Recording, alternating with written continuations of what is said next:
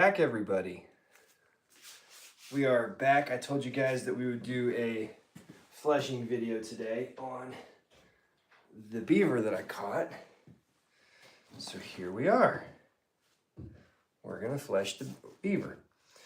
They got a real thick fat and a bunch of gristle and stuff on them, and you can't just scrape them, you have to shave them. So we're gonna just basically get started, and then I'll show you guys the boarding process. I just built the new beaver board. So I just honed up the knife, and we are gonna get a move on, and I'll show you guys how to do this.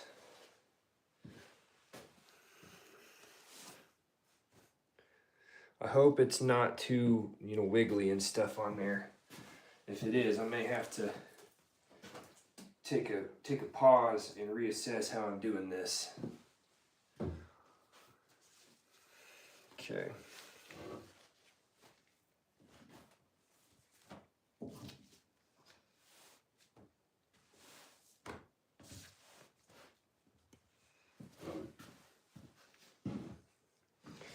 So let's scoot this forward here. There we go. Now you guys can see. So on a beaver, I'm gonna kind of, where's the middle? Okay, so this is the middle. I'm just gonna kind of start in the middle and work my way around. This is my first time doing this, so you're gonna have to kind of bear with me on this one. And just trust that I'm figuring out how to do it. Okay.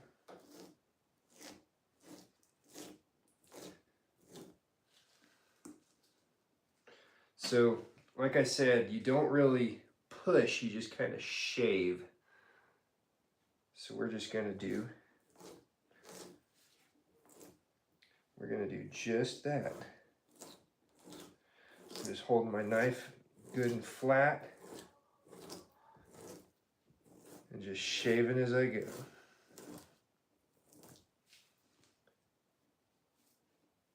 I may have to stop a couple of times and sharpen up this knife. But that's not too bad for my opening cut there. Getting a few folks in here. Hello. If you missed the intro, this is the hide care on a beaver. So I caught this beaver a couple days ago, yesterday, and we are cleaning it up today. We're gonna go nice and slow. I don't want to tear up the hide. Just take our time, go in a circle.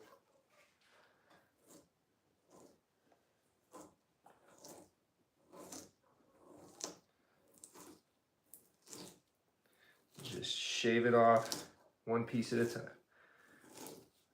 Just like that. You guys can see. You look like my dad. Were you in the UK late 90s? Is it possible to do this to my own leg?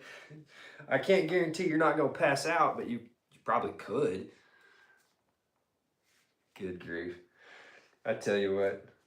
The very first people you always get in these things is just riffraff.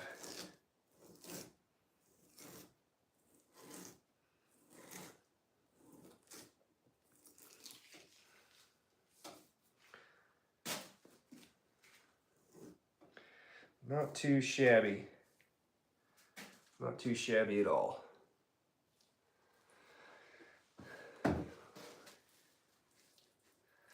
So we'll just keep turning them as we go, working our way to the bottom.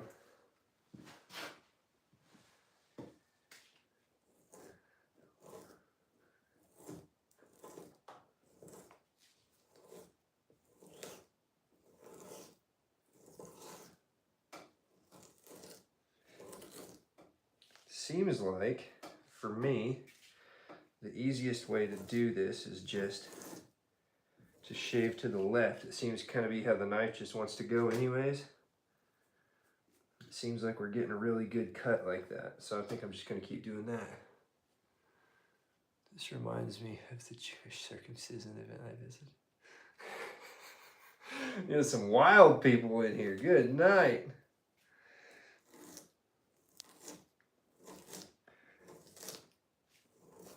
I guess it is, 10 o'clock on a Tuesday night. What else could I have expected?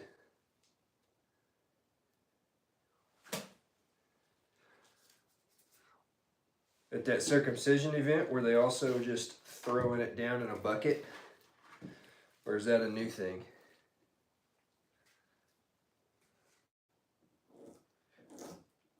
Is that new for you?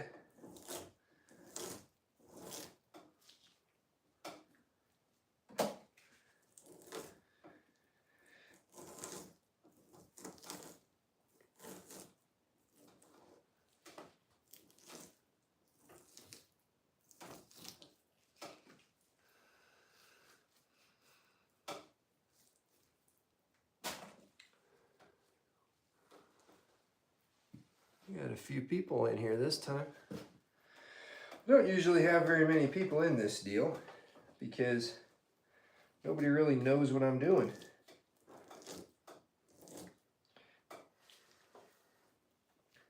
For those of you that don't hunt or fish or trap or anything, what I'm doing is I'm taking care of the hide on a beaver that I caught yesterday.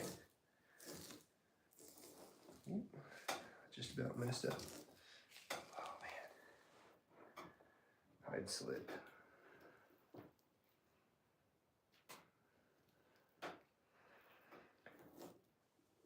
Just shaving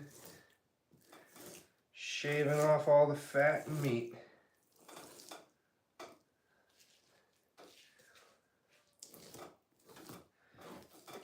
They say that once you kind of get to this last few inches on the edge, you can kind of push it down. It's really wanting to roll on me for whatever reason. Kind of sucks. There we go. Now we're getting somewhere.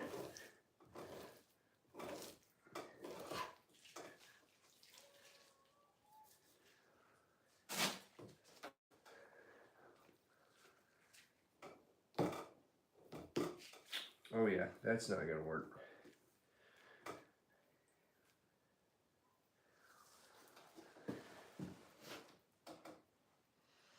Go back up to the top, start working again.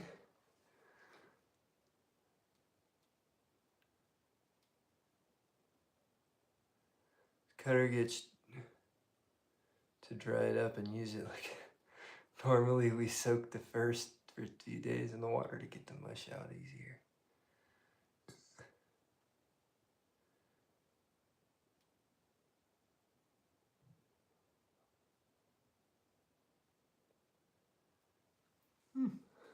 So this is a hide on. See, there's a beaver. There's a hide on. To be honest, man, I got no idea what you're talking about there. At least what we do with deer and moose pelts. Yeah, so this is not a deer or a moose pelt. This is a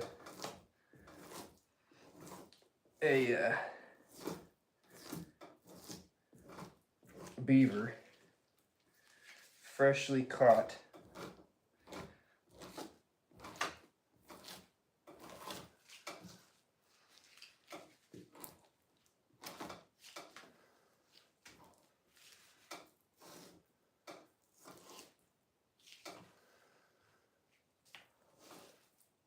Oh no! Gosh, I hate doing stuff like this for the first time. Damn. Oh, I really screwed the pooch there. Dang, I just cut a big hole right in the leg where I did not want to cut a hole. Let's see if I can fix this. Yeah. Fur on, of course. Soak it in salt. Oh yeah, you gotta.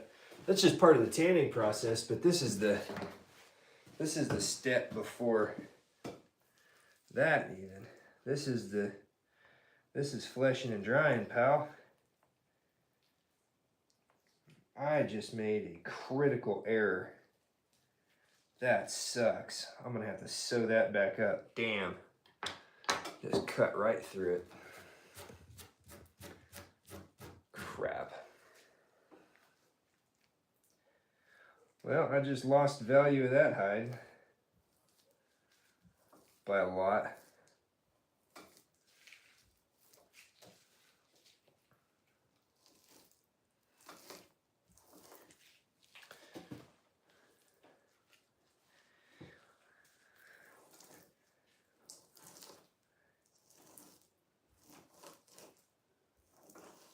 That's what I get for trying to talk and work at the same time. There goes a big old piece.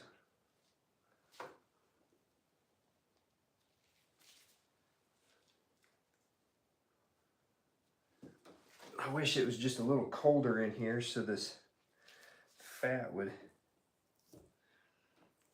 trim easier.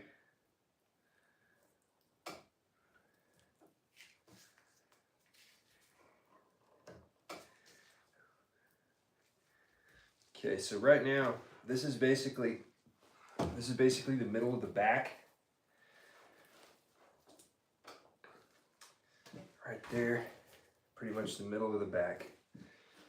So here in a minute, I'll turn him and start going the other way.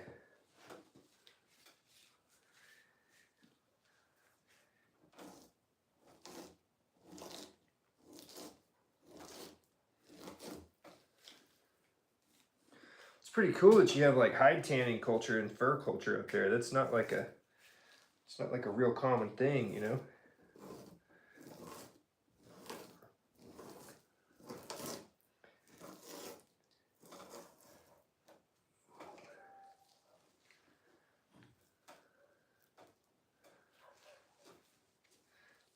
Trimming it off.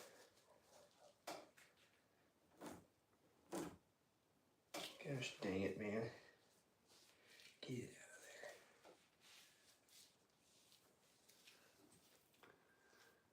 there. Yep, I'm aware that you're new. At different steps in the process, it seems made a few hide fur jackets. Hunting is a big part in our culture and not throwing anything back in the woods except the guts. That's exactly right.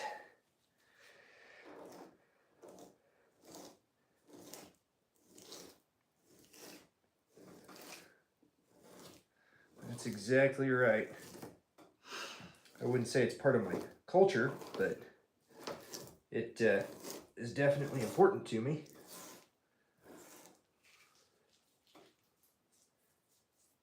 A little bit of beaver gristle there for you. Yummy, yummy.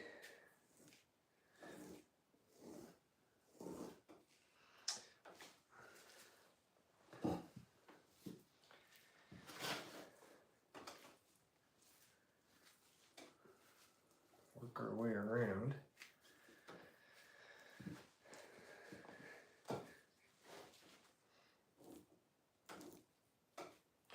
Come on, you.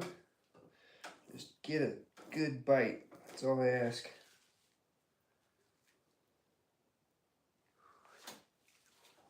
Sometimes that knife edge just gets ever so gummed up and it won't. There we go. It won't catch a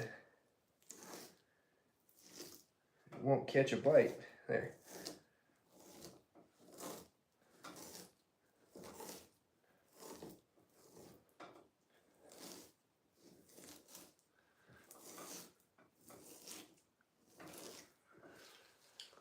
There we go. Keep working our way to the edge. So as I get to this edge, this stuff here will actually push. Is that Canadian beaver? Not too aware where the U.S. is. You guys have beaver population. They can be hunted. We only have a few and they're all preserved. Oh man, they're everywhere. I'm in freaking the desert part of Oklahoma and we still have them. They're all over the dang place. I can't believe you guys don't have them everywhere. That's crazy. They're like a nuisance here. This one was actually a nuisance call I got. The farmer called me and was like, hey, I got beavers dam in my creek. Can you please come take care of it? To which I said, yeah, absolutely.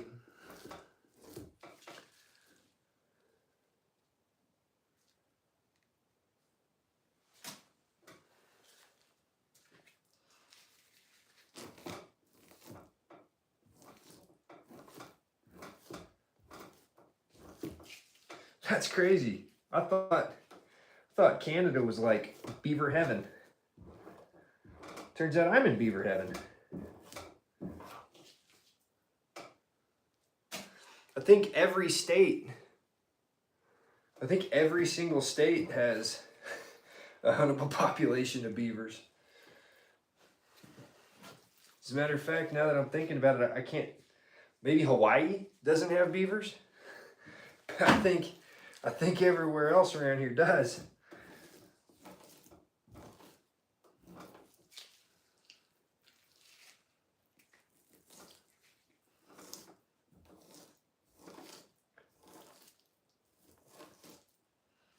Uh-oh.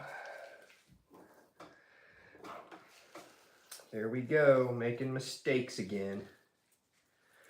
Gosh, man. This is my very first time ever doing this with a beaver. I know how to do coyotes really well because I get to, catch a lot of coyotes, but cleaning beaver fur. What the chainsaw masker is going here. Cleaning beaver fur, my man. Taking care of me in the chat.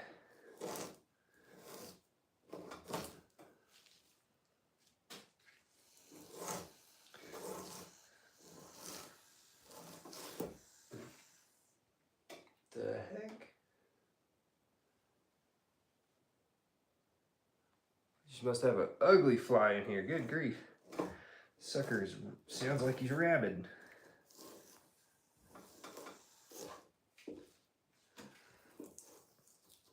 There we go. We're getting that cleaned up. Looks like I got just a little more right there.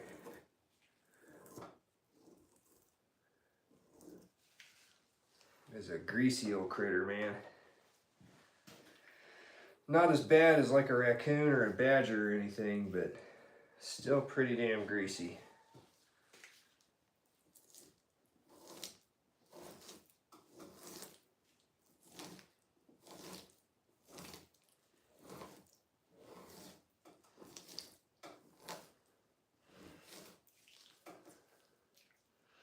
Okay, I'm coming up to another leg. Let's see if I can maneuver here without cutting a big old hole in the leg. Push that. There we go.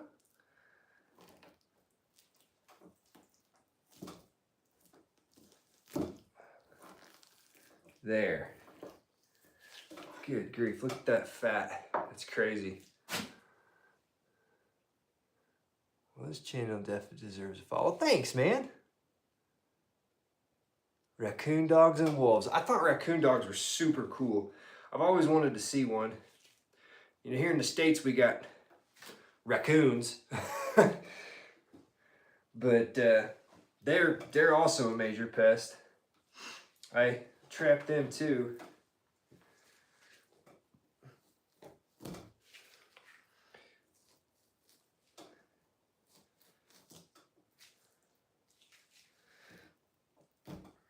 What part of Europe are you from?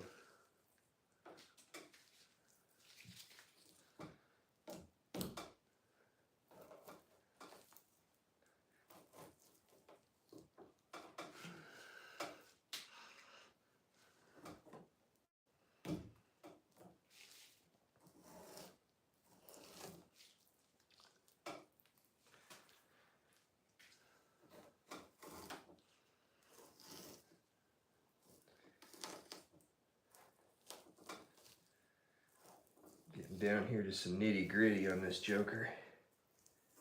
There we go. Come on.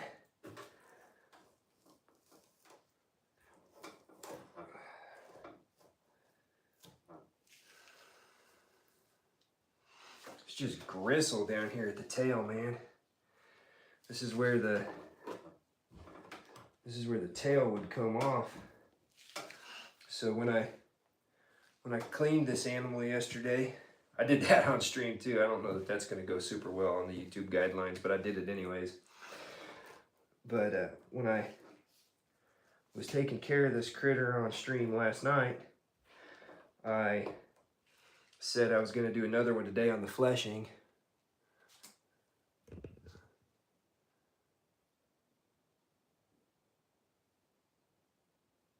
No right translation to English from my language.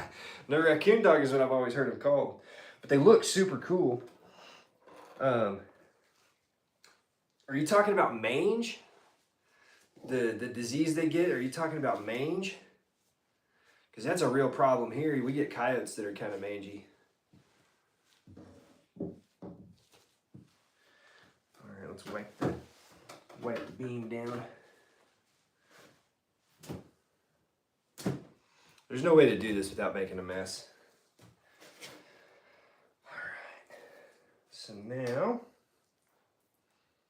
we really don't have that much left to do on here. Just the head and clean up a couple of spots on the body. That's pretty much it. So we went basically from the middle of the back to the tail. Now we're going to go from the middle of the back to the head. Yeah, they're like rashy all around and lose their fur and stuff. Yeah, that's mange. That's what we have here too. And it's really bad. It's really bad on coyotes. Like you'll see a coyote that has like totally no fur on it. And they'll be all gross and like just they don't survive the winter here.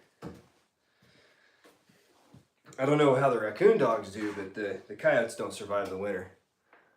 So mange is the equivalent of that. Gotcha. Yep, that's how you say it. It's M-A-N-G-E. Mange, yeah.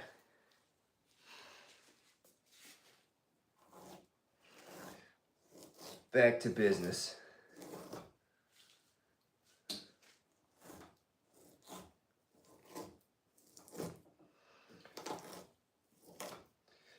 Back to fur handling. So up here along the head and back, they get a lot of scars and gross crap from fighting each other. This one, so his tail, he actually had 2 giant notches bitten out of his tail by another beaver. So they must be some fighting old rascals.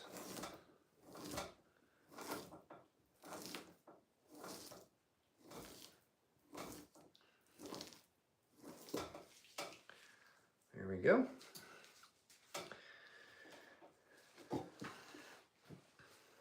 So that's that side. We'll pull them up here and do the other side. We only get to a little under 40 to negative 40 Celsius here on bad winters. They survive for some reason. What's that in Fahrenheit? Negative 40 Celsius would be like, I hate to even do the math. Cold. Cold. If you can do that in Fahrenheit, I would have a better estimate there.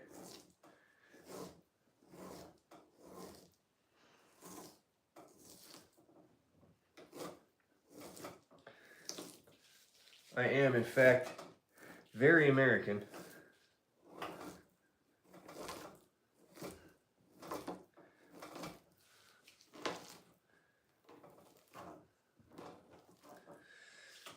If I attempted to do the math on that, you'd find out just exactly how American I am.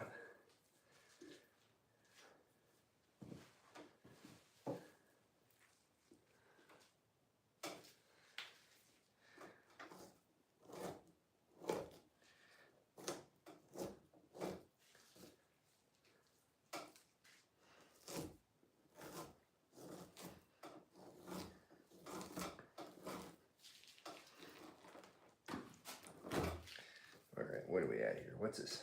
Okay, so here's the front leg. That's why I'm having difficulty there. I got to do my best to not cut through this leg again.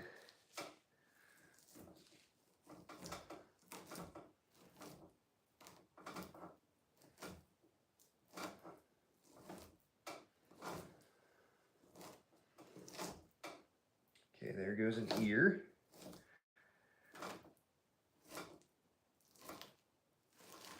Alright. What is that? That is the nose. Okay. So now I can just push all this right off of there. Perfect. Boy, I made a mess. This beaver.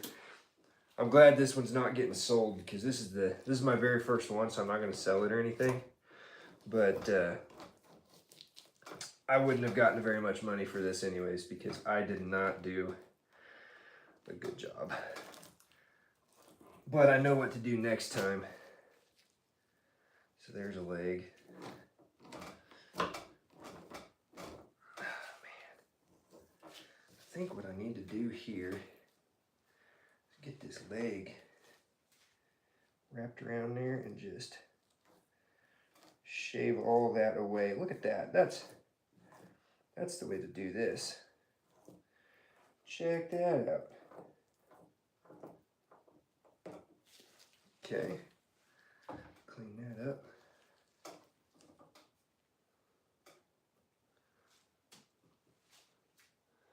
I don't know, but 0 Celsius is 32 Fahrenheit. Yeah.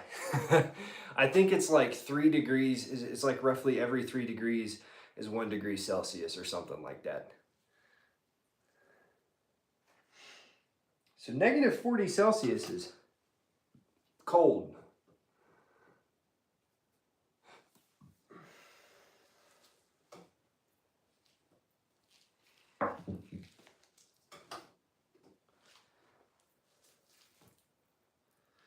Okay.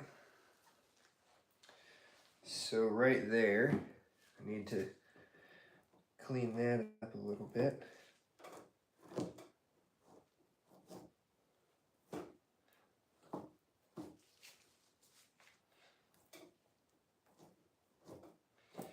Gosh, all these scars.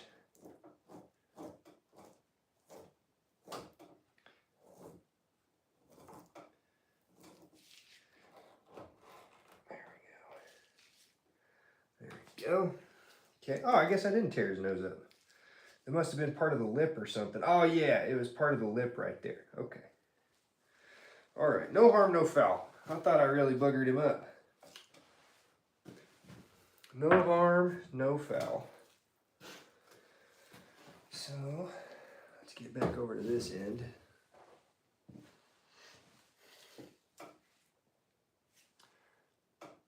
Quick Googling said that negative 40 is negative 40 in Fahrenheit, so math isn't really math in there. What the hell?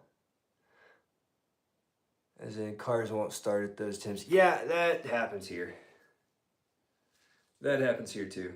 Like, we put, everybody has block heaters on their semis, like on their tractor trailers. That way when it's like time to go trucking and stuff, we can still truck.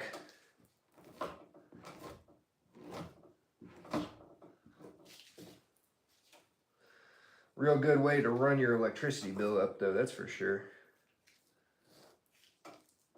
Okay. All right, I'm coming up to another leg here.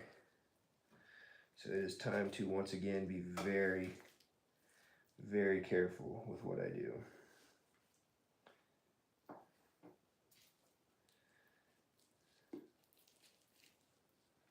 There we go. Ah, man. I managed to put a tiny hole in it right there. There just is nothing I can do right on these things. Good grief.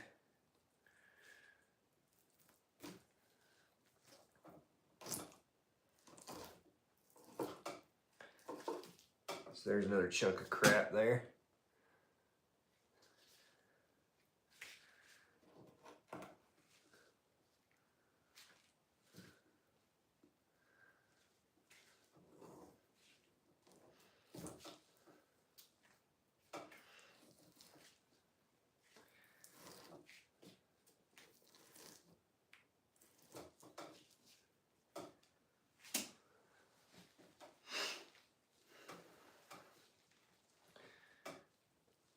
get this finished up.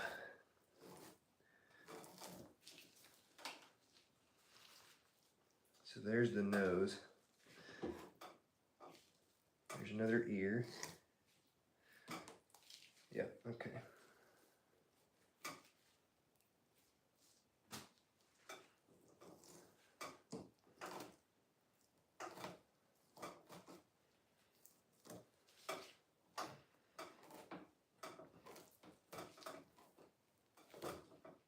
There we go. So that's going to be able to push.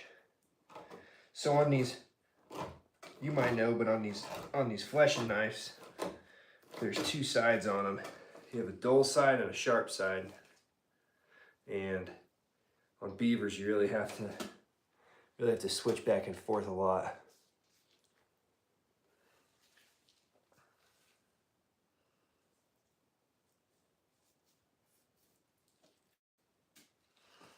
Okay, so while I'm in a good spot here, I'm gonna totally flip this sucker upside down.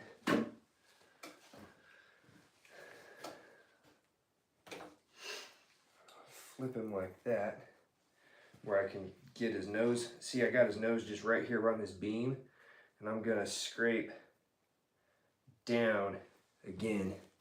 Just get as much off of him as I can, because I don't want to, oh man, I don't want to leave anything on him if I don't have to. They say that this part of the beaver isn't really worth anything, and it's not, but I think if I'm gonna do this, I might as well practice, doing it the best I possibly can from the very beginning, because this is hard enough as it is. I'd rather not make it any harder. Golly, just scarred up from fighting. There must be more beavers in this place than I thought, because I thought there was just one or two in there. But then today, when I went to check my traps, it seemed like there was definitely still activity around where I caught this one. So I'm gonna leave my traps in for a few more days. We also sell a lot of pelts away since no one likes to process them, and for so cheap. Around €5 per unprocessed pelt. That's $7-8 US for a deer pelt. Oh my gosh, $7 for a deer? You know what we do? We trade. So like this pelt, this is like a $20 pelt right now. I have a bobcat over here that's like $200 or $300, and then I've got several coyotes, and those will be $5 to $10 a piece. But deer hides here, you can't hardly give the things away. So what we do with them is we trade them for a free pair of gloves. So like when our trapper, our fur buyer comes through, he'll come through and he'll be like, hey, if you have a deer hide, I'll give you a free pair of gloves. And that pair of gloves might be worth $30, but it's a good way to get a nice pair of gloves. Show me that block you worked the pelt on. I need to get myself one like that. We also sell, and processed easily sells for $500. Good night, that's crazy. So this is a fleshing beam, and I made it. So you're not gonna be able to buy one, but I'll tell you how I made it, if that'll help you. If that'll help you, I will absolutely tell you how I made it. Actually, I have a video on how I made it if you want to just look at that. If you just go back, I think it's like maybe 5 or 6 videos ago. It's a DIY PVC fleshing beam. Yeah, just do that, because that'll show you. I literally just showed you everything in that. Like, I even talked about where I got the PVC from. I got the PVC for free. I didn't have to buy it. I just encourage you to watch that. Not trying to like sell my channel or nothing. I'll take a look some. Cheers.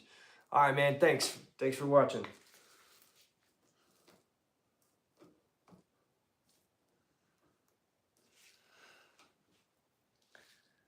All right, let's finish cleaning this joker up. See, I don't want any of this crud on here at all. It's got to go.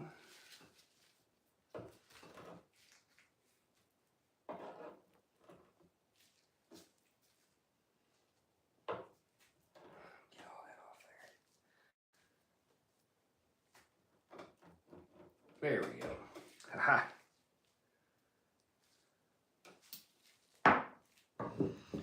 There we go. Much better. Much, much better.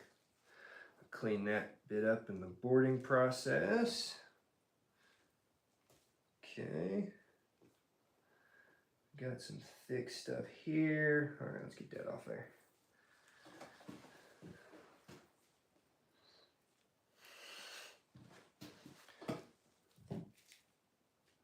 Fellow hunters always deserve a bump to the channel.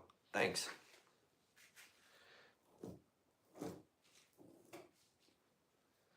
Thank you, thank you, thank you. Always appreciate that. I think I'm just gonna have to get in here on this with a fillet knife and go for it. Okay.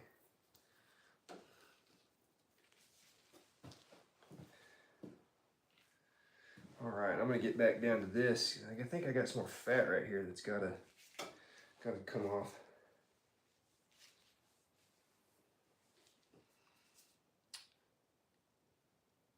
I only hunt deer and small game, rabbits and such. I can't really hunt too much with the bow here. Oh man, yeah, there's a ton of stuff. So here in the state, anything you can hunt with a bow. There's even guys, and I don't know, I'm not that good, but there's even guys that have like videos up where they're shooting like geese with a bow. Like they come into land and they shoot them when they're cupped out. It's cool, but I don't even bow hunt, so it's I don't really have a dog in the fight on that one, you know?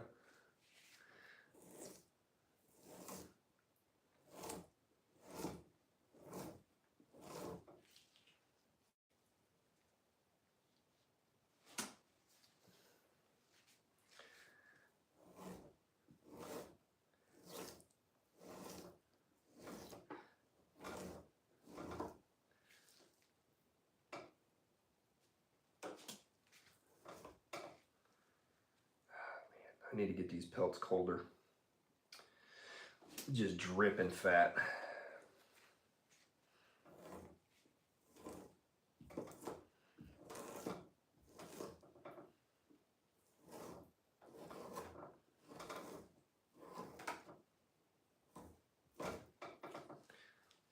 Good grief. I'm pretty sure this would be a lot easier if this was a cold pelt. The raccoon dogs and fox when they come to my farm and mess with my chickens. Hey, I got chickens too, pal. And we don't tolerate varmints around the chickens. I'd love to see a raccoon dog someday, but it's probably never going to happen because I have no intention of leaving the States. Too much. How many pounds you can bow?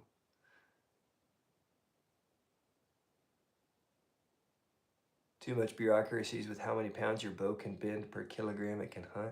What? That's crazy. They regulate what you can shoot based on the strength of your bow. That's crazy.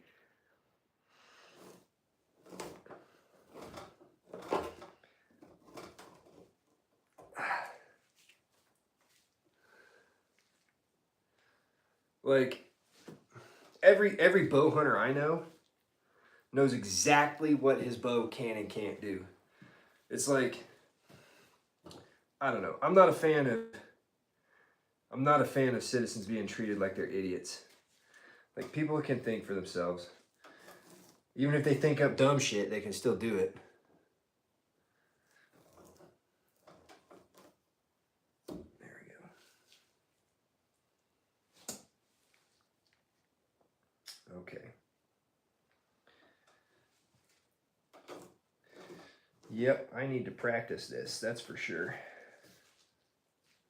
Let's get this where I can.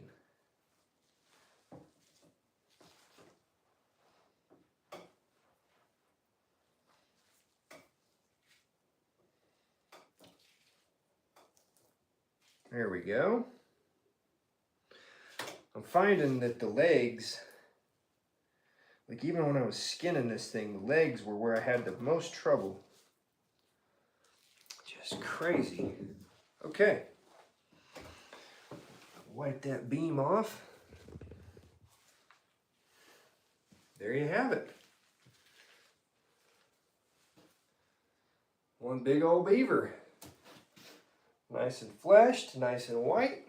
Okay, so he's fleshed out, and now I'm going to move the camera back just a little bit so you can see this board, and I'm going to show you guys what I'm going to do to get him prepped for boarding. And I think I'm just going to go ahead and show you the boarding too. I got time, so I'm going to go ahead and do that as well.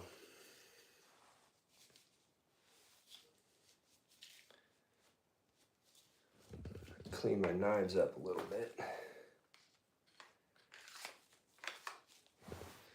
Get this rag out of here. This rag's gross. I'm gonna have to wash this thing today. Whew. Yeah, with a proper bow, you can easily penetrate insulated walls and just flies through the sheet of metal as well. We have done that mistake when training archery and targets. Oh yeah, man. Like, yeah, that's crazy. I can't believe they limit you like that. I could never imagine it.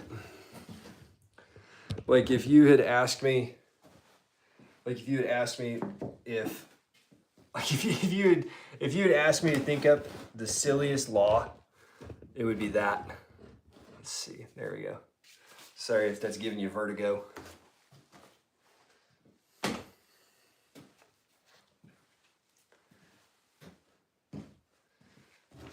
Okay. So now comes the fun part with lots of staples. So the very first thing I'm gonna do on this is I always, like this is a major part of my fur handling, is I always brush them. Look at that, nice silky color. Good grief. I don't know if you can see how much that improves the look of this pelt, but it does. Golly, that's such a good animal. Okay, so this is a beaver board, and what it's meant for, there we go. What it's meant for is to appropriately size your beavers. And the way it works is you take the nose, you take the tail. This is going to be an extra. This is an XL beaver. Nice. Okay, so you stretch them out like this. Oops, can't have that fat. So you stretch them out like this. Looks like, yeah. I think I'm gonna have to use the biggest ring. Maybe one smaller. Yeah, it looks like I'm gonna have to use the second to biggest ring. Yep. Yep, that's how I'm gonna have to do it. Okay, so that beaver is a proper chonker. I like you, you're funny. Yeah, it's a big one. It's a big one. They get a lot smaller, but this one's really nice. This one's really, really nice. So I'm going to be off camera a little bit while I'm doing this because I need to do it right.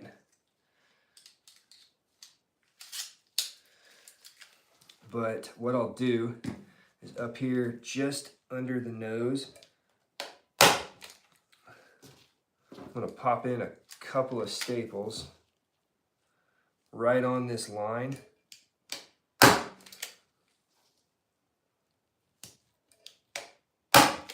So this is the line I'm using, right? So I've got it stapled up front. I'll staple it back here. I'm gonna have to be off camera for this bit, but it kind of is what it is. It's got to be done, and I want to do it right. Yeah. Okay. So second line, and I will do the middle, and then corners of the tail. Ah, man, I wish I could show this part better. Okay, so now what I'll do is I'll pull him to just shy. Yep, okay. So I'll pull him to just shy. I might have him overstretched. I might need to size down one more. Yep, I think I need to size down one more. That's okay. I can pull a couple of staples, actually. Where's the screwdriver?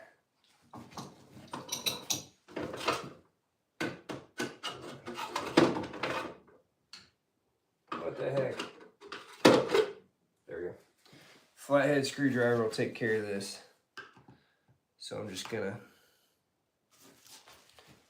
pull these. Uh-oh, yep.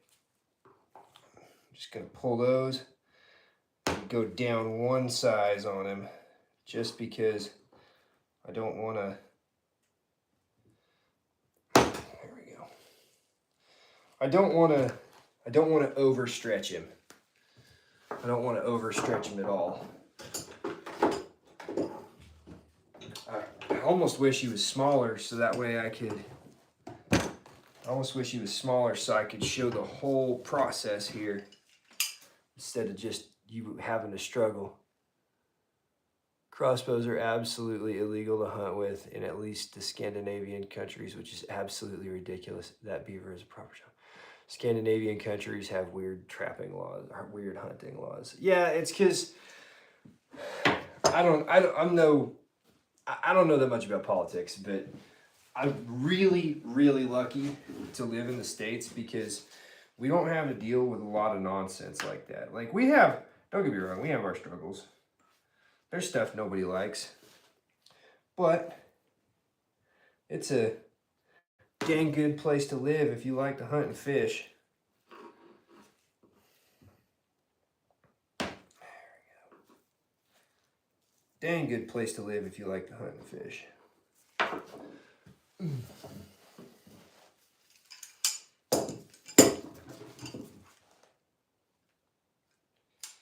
Pull these staples.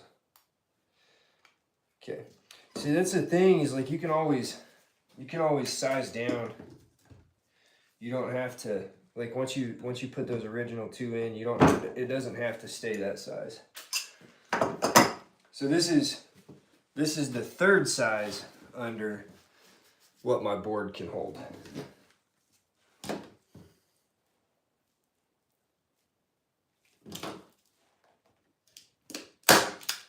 we go. Okay. Now we're in business. We're gonna rock and roll now. Scandinavian laws are weird.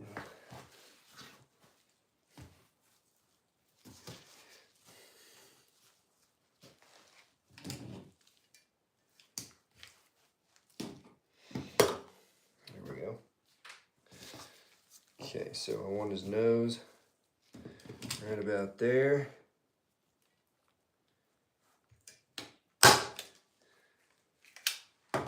All right, now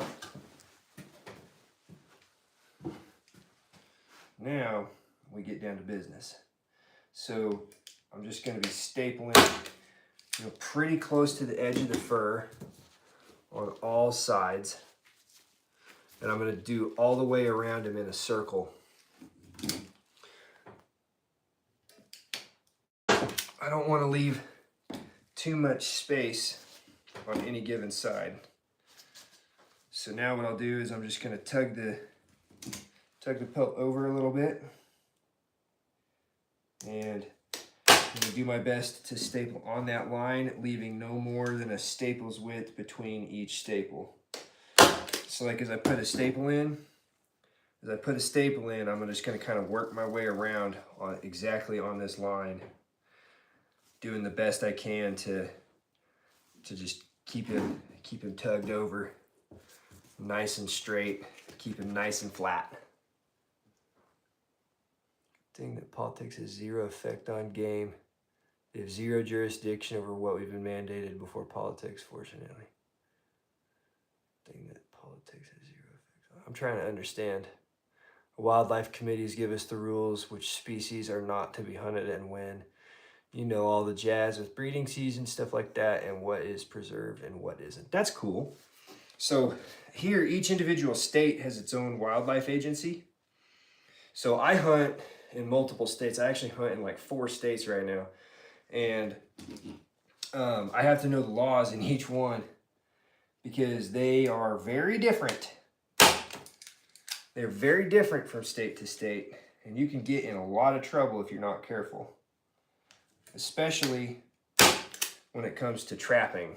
So like, I'm not going to tell you what state I live in, but it can really be a mess, and people can really get themselves in a lot of trouble if they're not careful.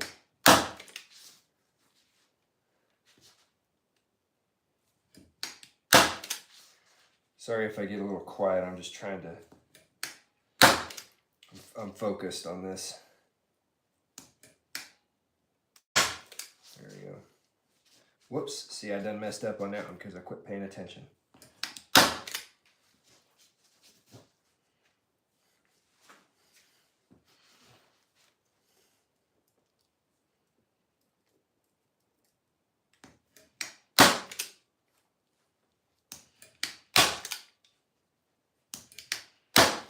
There we go.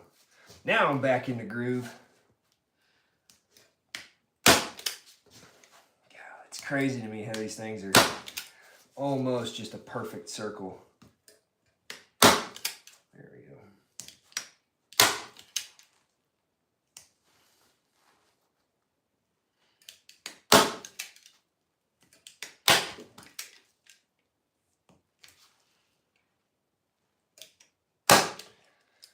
So as I get done up here, I believe that eventually this nose will get cut off. But since I'm stretching pretty thin that way, I'm gonna start stretching him back to the middle, because you want to be able to, like, it needs to have a little bit of give to it. So I'm gonna go around to this side and do some stapling over here.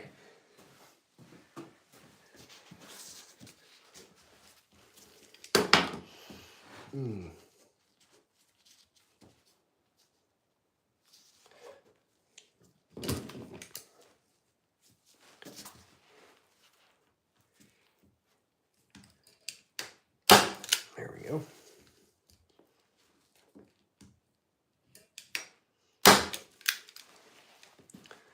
Sorry, I'm tired. English isn't Englishing too much on my phone at 5 a.m.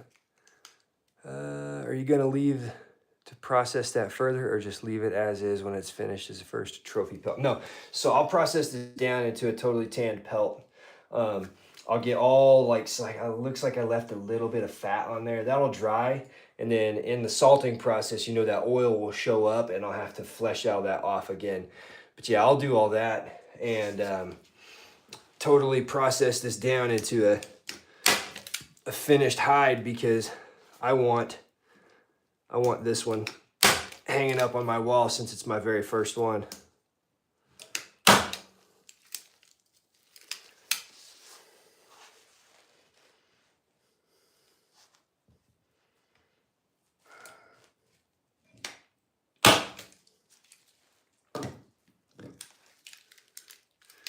English isn't English. What time is it when you're over where you are? It's got to be like freaking in the morning.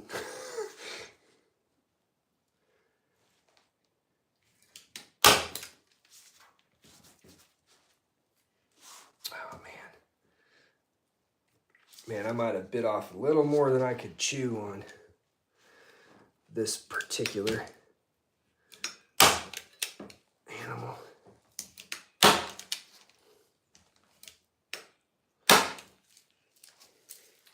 So you don't want to overstretch them, because as they dry, they'll shrink, and if it pulls the staples as it's drying, you are cooked. Cooked all the way. Luckily, since this one isn't for the fur market, I don't have to, I don't have to worry about that too bad, but I still want it to look nice, you know.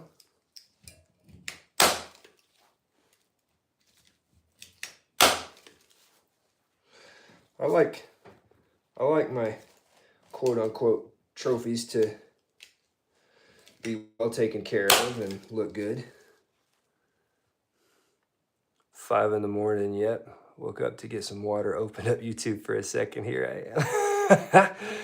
Hey, I like to be interesting by accident. I like that. I'd rather be interesting by accident than annoying on purpose like some of the YouTube channels are. Some of that stuff just gets on my nerves, man. I can't deal with it. Okay. So now we'll go back down here to the bottom and start stretching him this way.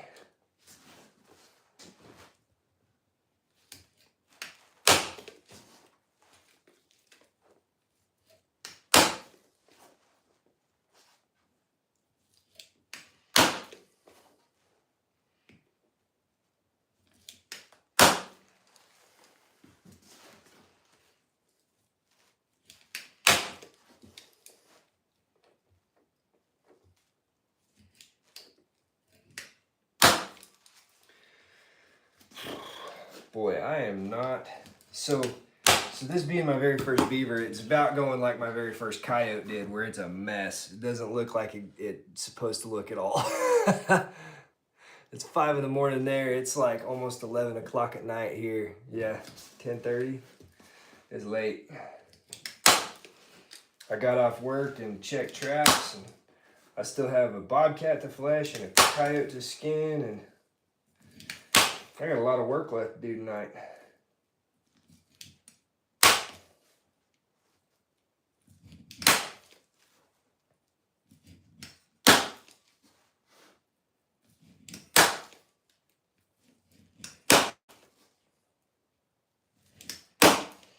Get this sucker all stapled out.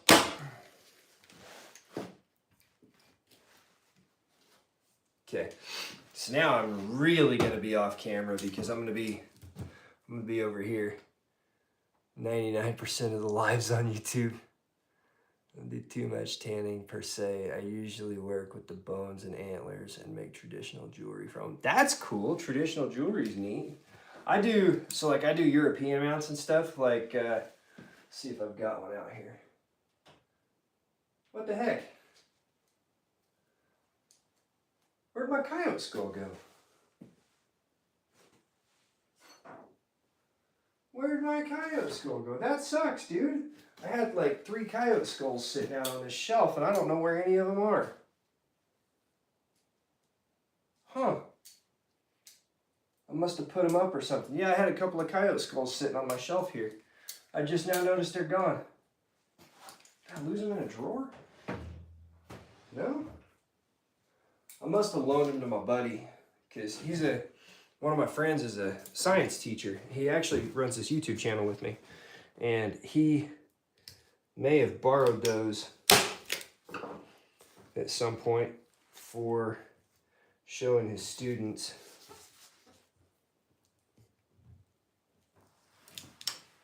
There we go. Yeah, so like, see this leg here? I'm gonna have to get all this pulled together and stapled up where I done made a oopsie.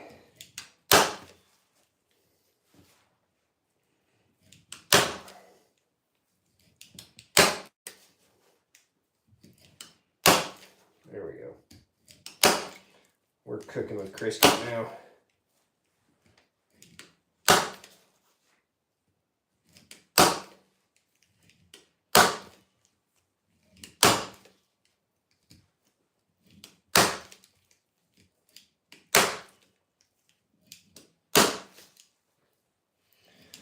We are doing well now.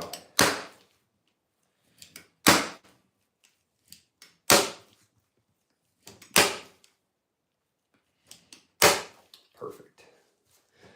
Now we just gotta get this bit here straightened out.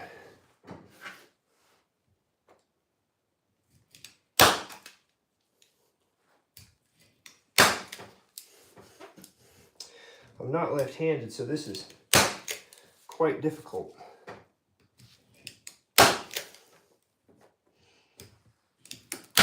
What type of, uh-oh, I ran out of staples. Get another pack out. What type of jewelry do you make?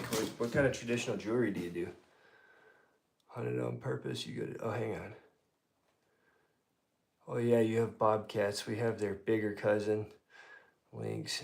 You even accidentally kill one of those, you end up in a world of trouble, usually a hefty fine, and if it was hunted on purpose, you go to jail. Oh yeah, dude, that's the same thing here.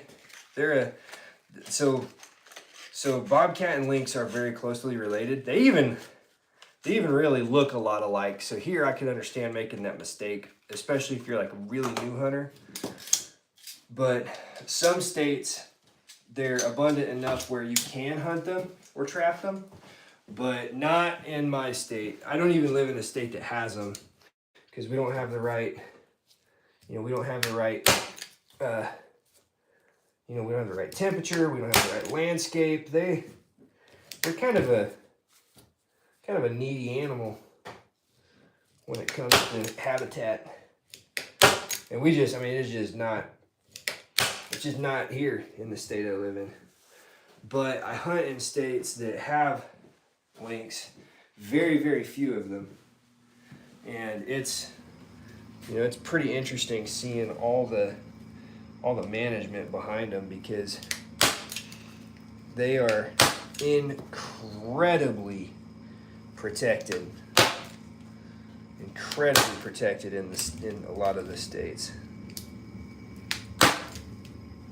Okay. All right.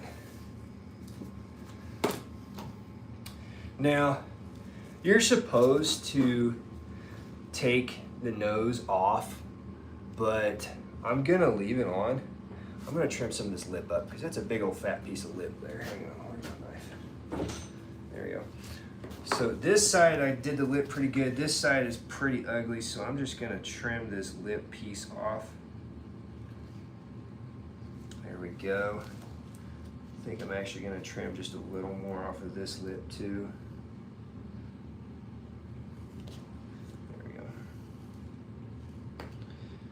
There we go. All right, now it's nice and uniform. So I'm gonna leave the lip on here, even if just for the fact that I may do a wall hanger with this. I don't know exactly if I'm gonna do a wall hanger. I don't know if I'm gonna donate it for education to like a local state park. It's like a national park where you are. Make earrings, necklaces, and rings. It's a cool antler. Small festival look, and it can be used in jewelry. Just make a candle stand from those. That's pretty cool.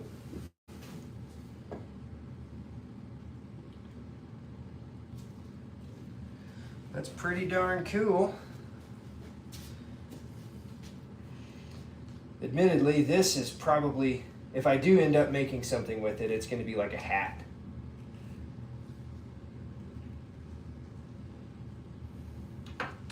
Looks like I need another stapler right here.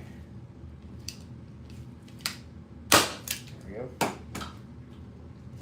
Yeah, this could pretty easily be turned into a hat. I really like the way fur looks, and I've got a ton of coyotes and a bunch of raccoons here that most likely will end up being hats and the like. There we go.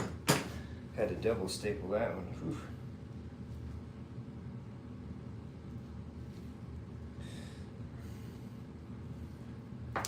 Dang it, man. Just got one little spot here that's being stubborn.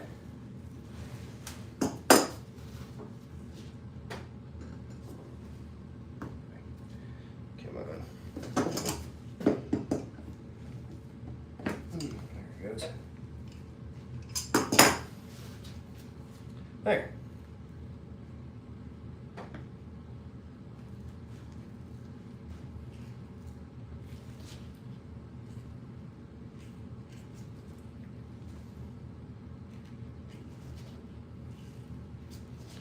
Cool deal. All right. Gosh, they're strong. That skin is a lot weaker and a lot stronger than you could possibly imagine it being. Okay, so he's not a perfect oval, but he's nice and flat. So next thing we're gonna do is we're gonna staple up the legs. You gotta have just enough where you can overlap, just the tiniest little bit like that. And if I can get it where that fur is just nice and pinched there. There we go, just like that, and staple. There we go. Need to put about 4 in there. Perfect. All right, let's clean up this front leg.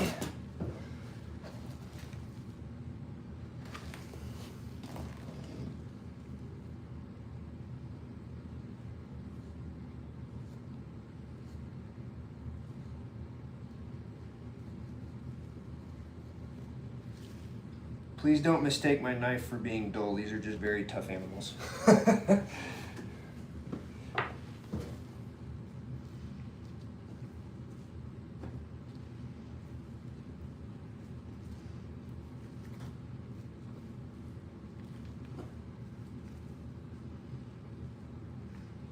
Looks like I might have done another little mistake-a-roo on this one. Oh, there we go. All right, perfect.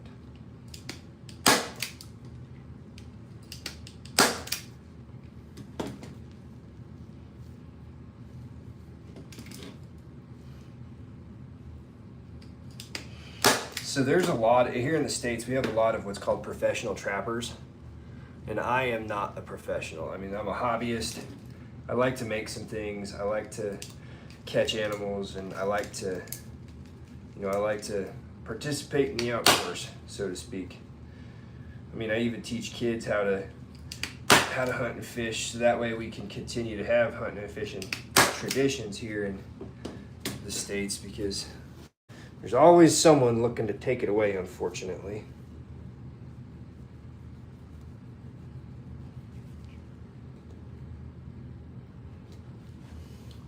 Unfortunately, that's the case. I don't know how I always get on this subject when I'm doing these.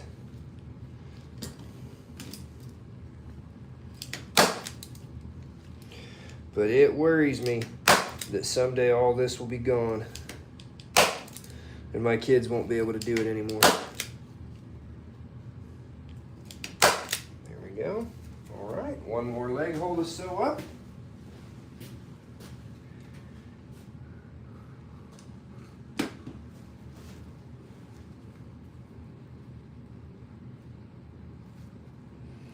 Even though my kids are little and not super interested in this at the moment, I want them to have the opportunity to be interested in it later in life, because that's what's being threatened, That's what the real struggle is.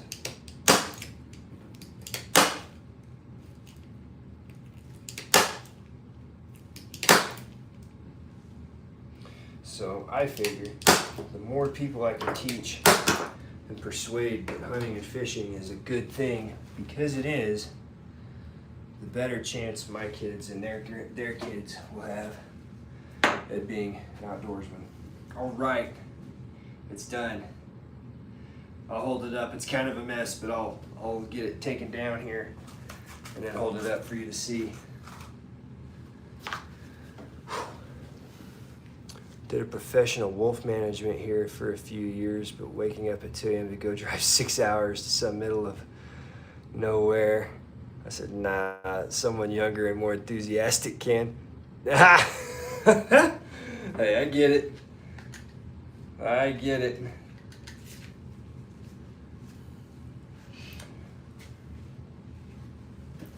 I dang sure don't get up that early. Tools off the bench, and then there we go. That's it.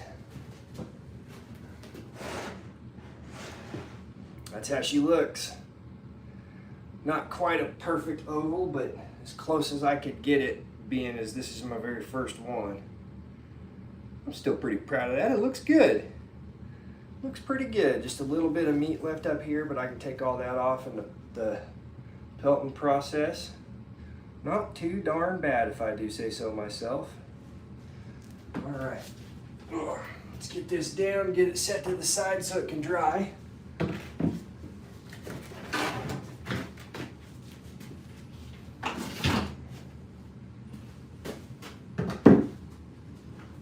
right,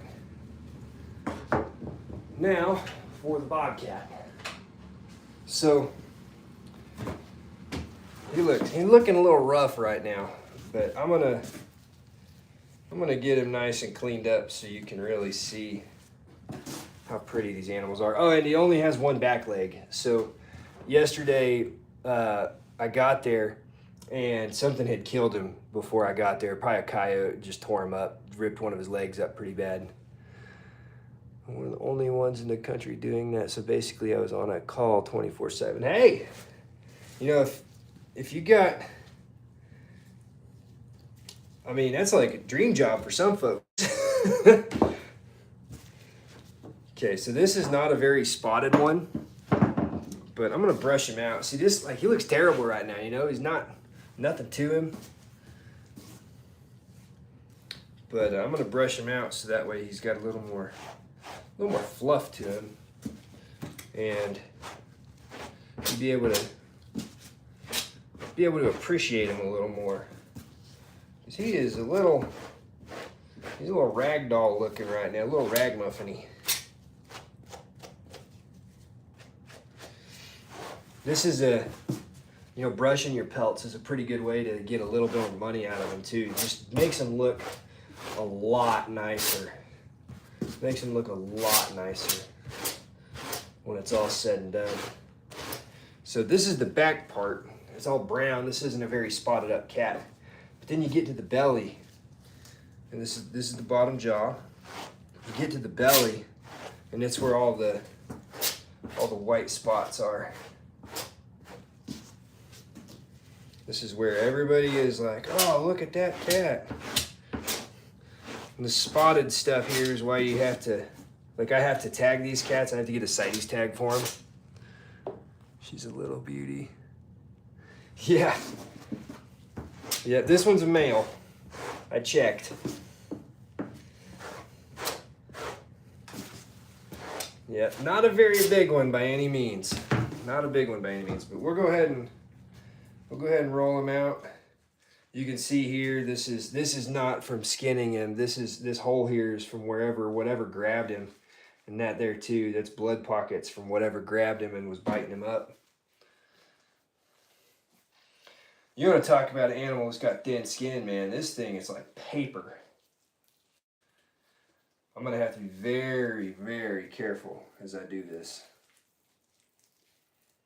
Very careful, because I'm used to skinning tough critters like coyotes and stuff.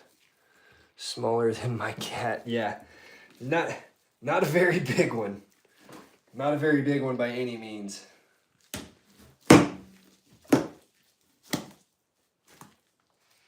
But worth it to me still. I was a lot of trappers after they seen him tore up, they might have left him.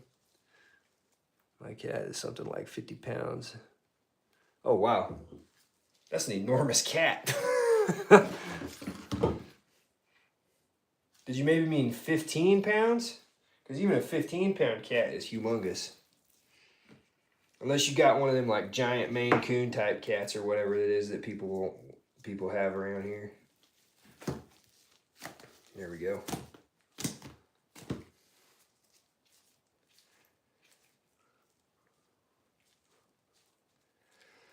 There we go.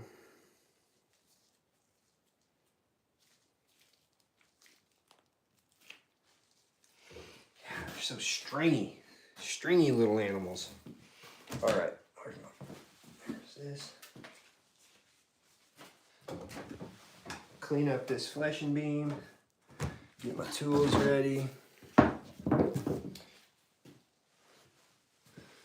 bring you over here so you can see. There we go. So again, you just kind of Just kind of string them on there.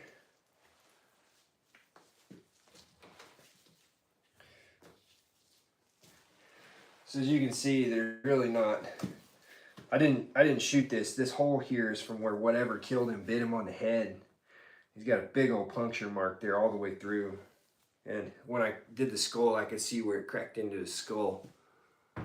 Whatever 12 kilos is in pounds, 12, it's 12 times 2.5, 24-ish. That's still a giant cat. This did not weigh 20 pounds. I guarantee this bobcat did not weigh 20 pounds. Even if it still had all that fur on its leg, it was not a 20-pound cat. As soon as I seen him, I was like, good grief. This will be a lot of effort for that little dude. Okay, so I'm thinking I'm probably just gonna clean up a little bit here with my knife. Nothing major there, and then see, this is where, like, you have to determine if you're even gonna do the neck or not, because there's not really much to it. And we'll use the dull side. We're not gonna use the sharp side at all.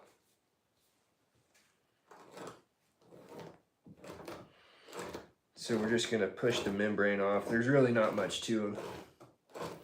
And you can push them way too thin on accident. So this there, we'll do that as we do the leg. We'll spin it around. Okay, see there? We're gonna get that off. That's got to go. And it don't take much pressure. It's not like that beaver where I was just pushing and pushing and pushing. This, I mean, I'm just kind of letting the weight of my arms do the work. There ain't really much holding these critters together. They're a little on the delicate side. Don't tell them I told you that. See there, so right now we're between the two front legs. Yep, right there, that's got to get pushed. So now we're on the belly. And it's just, I mean, it's just barely hanging on. That right there is some meat. That'll get pushed off. That's probably as hard as I'll have to push on this entire thing. Okay. So now, what is that? Hang on. Okay. So now we'll put his leg on there, and then we'll rotate his leg around.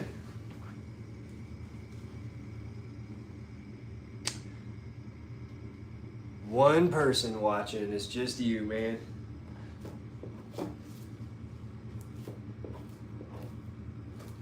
There we go. So that leg's pretty much taken care of. See this here? That's got to come off. Uh-oh. Ooh, about made a mistake there. That's got to come off. I think that's all the bits on that leg. So now we'll spin him right around again, and we'll scrape this leg.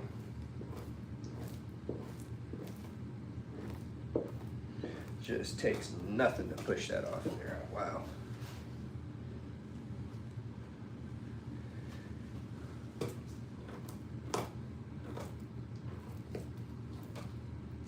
That's incredible how little effort that takes to push that down.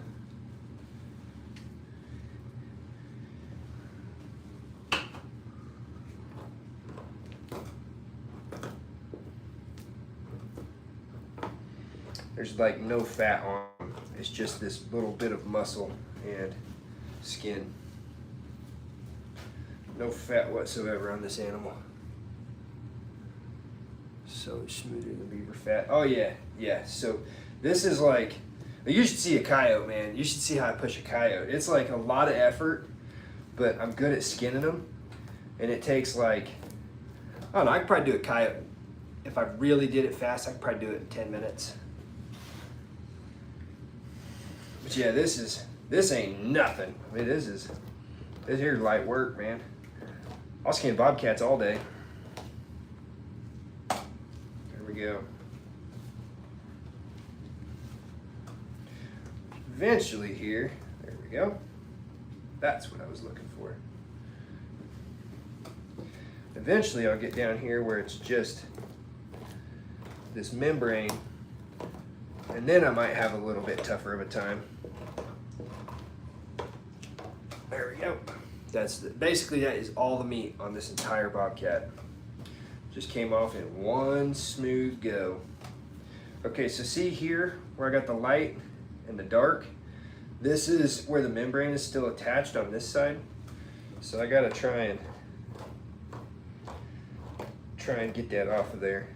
Again, that's one of the things that, like, if I really wanted to, it would just come off as I process the fur, like, into a pelt. But I don't wanna leave more on than I have to, you know? Here we go. Okay, so now I can really push these blood blisters off of there. There we go.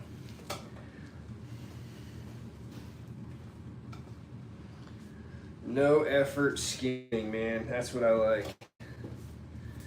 Coyotes, you get down to that bottom, and sometimes it's like everything you can do to get that shit off of there. Raccoons are even worse. Oh, dude. Raccoons, they have like a real slick, slippery type fat too. And it's just, it's borderline not worth messing with them, to be honest. Not only is it a tough fat, but it's also really slick. So raccoons are a real pain in the ass. See there, that's gotta go. Come on, you. There.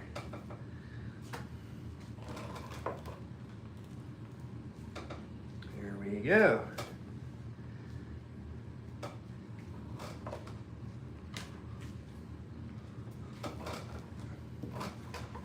Skinny little membrane. That's got to get off of there too. Good night. See here? I've done almost messed up, and I almost missed this bit here. That's got to go. Goodbye. So this one, I would show you the tail and everything, but that's part of what got pulled off. So this is the back leg. That's the inside of the, or the outside of the back leg.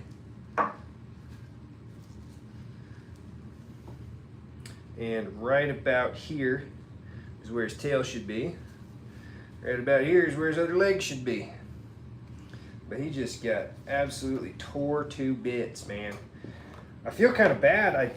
Here in the States, we're required to check every 24 hours on land sets. That's not a federal law, that varies state to state, but in my state, it's 24 hours. And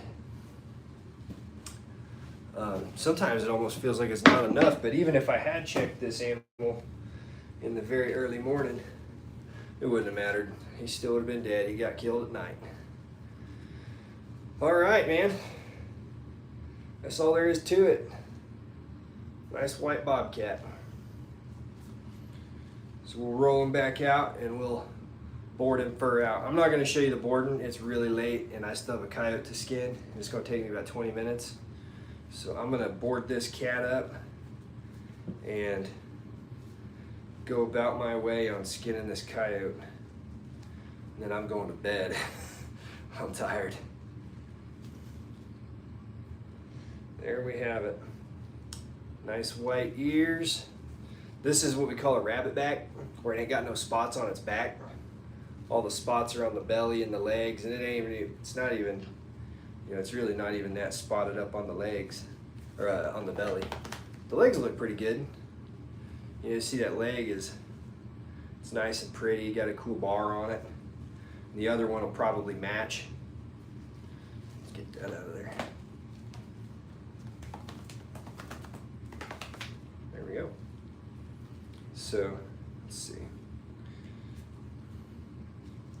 It's not brushed out very well, but yeah, typically their legs will be matching at least pretty close. You can kind of see right there. Or maybe it's there. Yep. Yep. Cool animals. Cool animals. But I tell you what, hang on, here's your question. Good thing we don't have raccoons. We have some freshwater seals in here, which are problems. One of the rarest species in the world. It's coming on last minute. Yep. Yeah, raccoons are a pain. Man, I appreciate you sticking it out all the way to the end of this thing. Man, we've been going for an hour and 25 minutes. Good night. Yeah, bobcats are hella cool. I think that's one of the very few times I've ever said that. But yeah, they're super cool. I tell you what, man. So I caught another one earlier in the season that's probably twice this size and has a lot more spots. And I'm gonna flesh that one on stream as well. So if you keep it up, if you subscribe and whatever, and you want to see these, you'll see a much nicer specimen of a bobcat done. And they're little killers, man. They're cool little animals. But yep, I appreciate you watching. Thanks for sticking it out to the end. And I do this a couple times a week, so you're always welcome to catch me. Thanks, man.